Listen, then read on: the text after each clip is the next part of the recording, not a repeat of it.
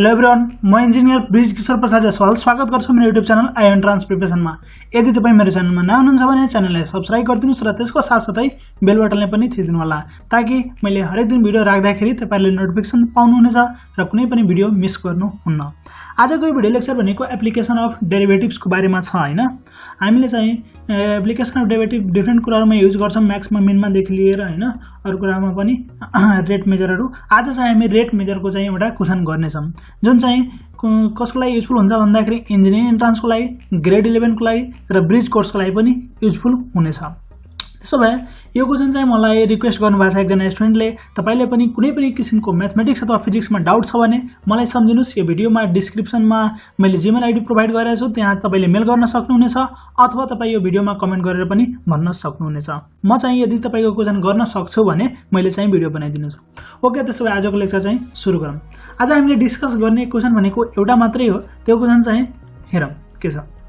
Question चाहिँ यस प्रकार छ, if the volume of a cube is increasing at a constant rate then the rate of increase of surface area varies हैन। यदि भोल्युमको चाहिँ increase rate चाहिँ कन्स्टेन्ट छ भने सर्फेस एरियाको चाहिँ इन्क्रिज रेट चाहिँ कति हुन्छ, यो चाहिँ क्वेशन छ हाम्रो। त्यसो भए यसलाई कसरी सोल्भ गर्ने त्यो एकचोटि हेरौँ। हामीलाई गिभन कुरो भनेको भोल्युमको इन्क्रिजिङ रेट dv/dt कसको क्यूबको लागि हैन। त dv/dt भनेको कन्स्टेन्ट हो। कन्स्टेन्टलाई एक्सनको लागि मैले के मान्दिए, ठीक छ, यति दियो। रेट भने पछाडी टाइमले हामी डिभाइड गर्छौं, त dv/dt दियो। The rate of increase of surface area चाहिँ हामीले सोधेको छ। एक्सनको लागि म भोल्युमको लागि दिएको छ भने एकचोटि क्यूबको भोल्युम चाहिँ कति हुन्छ त्यो चाहिँ भनौं। भोल्युम अफ क्यूब र सर्फेस एरियाको सोध्दै छ, त सर्फेस एरिया। त्यसो भए भन्नुस् त भोल्युम अफ क्यूब भनेको कति हुन्छ, v = l³ हुन्छ र सर्फेस एरिया भनेको के हो। तपाईको क्यूबमा 6 वटा सर्फेस हुन्छ र एउटा सर्फेसको l² हुन्छ भने 6 वटा सर्फेसको कति हुने भयो, 6l² हुने भयो। त मैले टोटल सर्फेस एरिया लेखेको।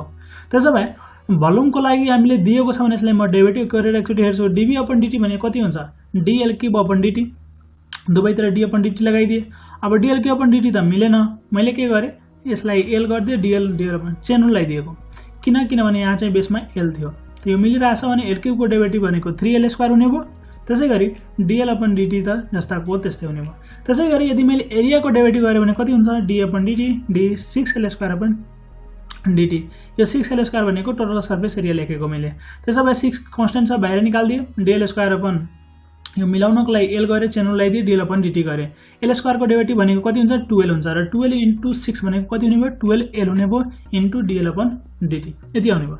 अब हामीलाई चाहिएको भनेको के हो, d/dt चाहिँ कोसँग प्रोपोर्सनल छ अथवा इन्भर्सली प्रोपोर्सनल छ त्यो कुरो निकाल्नु पर्ने छ। मलाई dv/dt को भ्यालु के दिएको छ नि त, यो दुटालाई म डिभाइड गर्छु। मैले के गरे d/dt डिभाइडेड बाइ dv/dt गरे। त्यसो भए यसको भ्यालु कति छ, 12 all dl/dt, यसको कति छ, 3l² dl/dt। dl/dt काटिन्छ, l एउटा काटियो र 3 4 जा त 4/l हुने भयो, ठीक छ यो।